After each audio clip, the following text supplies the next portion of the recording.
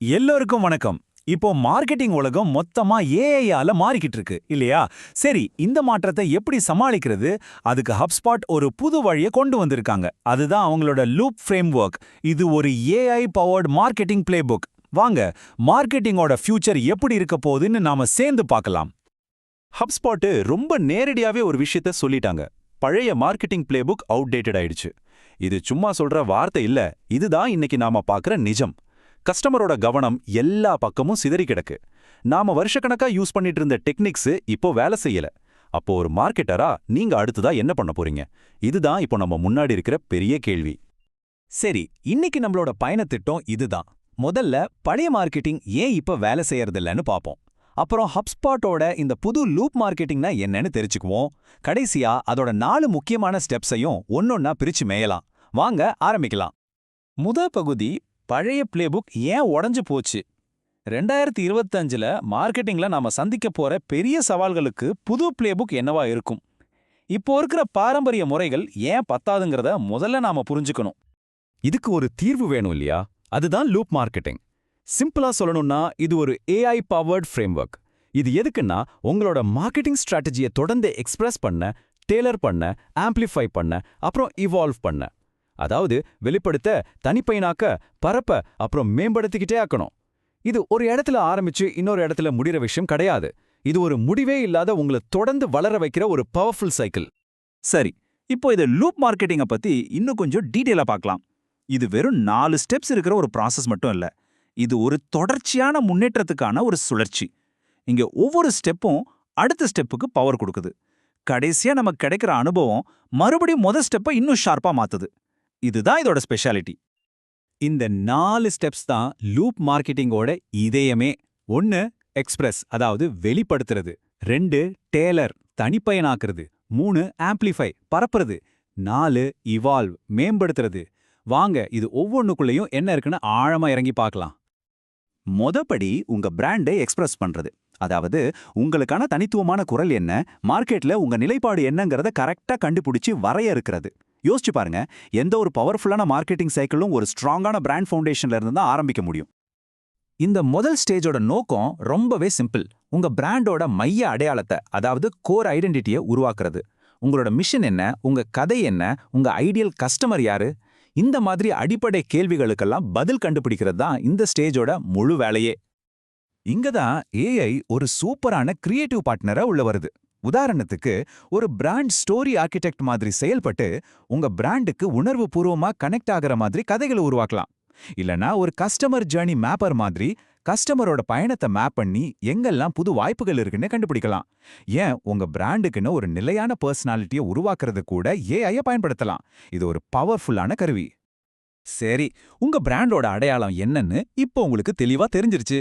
அடுத்ததா நாம 2வது ஸ்டெப்புக்கு போலாம். அனுபவத்தை டேலர் பண்றது.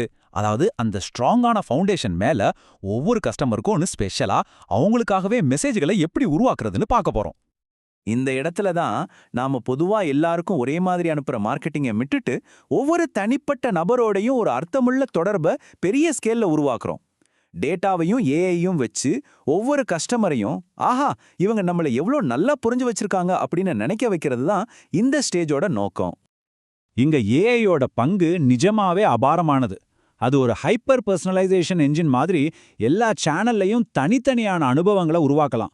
இல்லனா ரொம்ப முக்கியமான ஹை வேல்யூ அக்கவுண்ட்ஸ்க்குன்னு பிரத்யேகமாக மார்க்கெட்டிங் பண்ணலாம். ஏன், உங்க லேண்டிங் பேஜுக்கே வர ஒவ்வொருத்தருக்கும் ஏற்ற மாதிரி அதை மாற்றி காட்டவும் முடியும். இதுதான் உண்மையான 1-to-1 மார்க்கெட்டிங். அடுத்தது 3வது ஸ்டெப், உங்க ரீச்சை ஆம்ப்ளிஃபை பண்றது, அதாவது விரிவுபடுத்துறது. யோசிச்சு பாருங்க, நீங்க எவ்வளவுதான் ஒரு சூப்பரான பர்சனலைஸ்டு மெசேஜ் ரெடி பண்ணாலும் அது சரியான ஆள் கிட்ட போய் சேரலேனா என்ன பிரயோஜனம்? எதுவும் இல்ல. இந்த ஸ்டேஜோட இலக்கே அதுதான். உங்க பர்சனலைஸ்டு மெசேஜை சரியான ஆடியன்ஸ் எங்க இருக்காங்களோ அங்க கொண்டு போய் சேர்க்கிறது. இப்போ இருக்கிற ஏஐ காலத்துல இது வெறும் சோஷியல் மீடியாவோட நிக்கிறது இல்ல. நம்ம கிரியேட்டர்ஸ், பாட்காஸ்ட், நாம நினைச்சு கூட பார்க்காத புது புது இடங்கள் வரைக்கும் போகுது. உங்க மெசேஜை பரப்புறதுக்கு ஏஐ புதுசா பல வழிகளை திறந்து விடுது. உதாரணத்துக்கு, ஒரு கிரியேட்டர் பார்ட்னர்ஷிப் ஸ்ட்ராட்டஜிஸ்ட் மாதிரி செயல்பட்டு இன்ஃப்ளூயன்சஸ் கூட ஒரு நல்ல உறவை உருவாக்க ஹெல்ப் பண்ணும். ஆனா இங்க ஒரு முக்கியமான விஷயத்தை கவனிங்க. நம்ம எல்லாருக்கும் SEO தெரியும், அதாவது சர்ச் என்ஜின் ஆப்டிமைசேஷன். ஆனா ஏஐ காலத்துல AEO தான் முக்கியம், அதாவது AI என்ஜின் ஆப்டிமைசேஷன். உங்க கண்டென்ட்டை ஏஐக்கு புரியுற மாதிரி ஆப்டிமைஸ் பண்றது. இது மார்க்கெட்டிங்ல ஒரு பெரிய கேம் சேஞ்சர். இப்போ இந்த முழு சைக்கிளையும் பூர்த்தி செய்யற கடைசி ஸ்டெப்புக்கு வந்திருக்கும். 4வது ஸ்டெப், இவால்வ் அண்ட் ஆக்சலரேட். அதாவது கத்துக்கிட்டு மேம்படுத்தி வேகமா வளர்றது. இந்த ஸ்டெப் தான் இதை ஒரு லூப், அதாவது ஒரு சுழற்சியா மாத்துது. இது மார்க்கெட்டிங்க வெறும் கலையா மட்டும் பார்க்காம அதை ஒரு அறிவியலா மாத்துது. எப்படி? வேக வேகமா சின்ன சின்ன சோதனைகள் செஞ்சு பார்க்கறது, அதுலேருந்து கத்துக்கிட்டு தொடர்ந்து முன்னேறிக்கிட்டே இருக்கிறது. இதனால உங்க மார்க்கெட்டிங் என்ஜின் ஒவ்வொரு சுழற்சியிலையும் இன்னும் ஸ்மார்ட் ஆகிட்டே போகும். இந்த 4வது ஸ்டேஜ்ல ஏஐ ஒரு டேட்டா சயின்டிஸ்ட் மாதிரி வேலை செய்யுது. அது உங்க கேம்பெயினோட வெற்றி தோல்விகளை எல்லாம் அலசி ஆராய்ஞ்சு என்ன வேலை செஞ்சது, என்ன செய்யலன்னு கண்டுபிடிக்கும். புது ஐடியாக்களை டெஸ்ட் பண்றதுக்கு சின்ன சின்ன சோதனைகளை டிசைன் பண்ணும். சுருக்கமா சொன்னா, வெறும் டேட்டாவை நீங்க பயன்படுத்தக்கூடிய அறிவா மாத்துது. இதனால நீங்க செய்யற ஒவ்வொரு முயற்சியும் அதுக்கு முன்னாடி செஞ்சதை விட பெட்டரா இருக்கும். அப்போ இந்த லூப்பை சுருக்கமா சொல்லணும்னா இதுதான். முதல்ல உங்க பிராண்டை ஆழமா எக்ஸ்பிரஸ் பண்ணுங்க. அப்புறம் கஸ்டமர் அனுபவத்தை டேலர் பண்ணுங்க.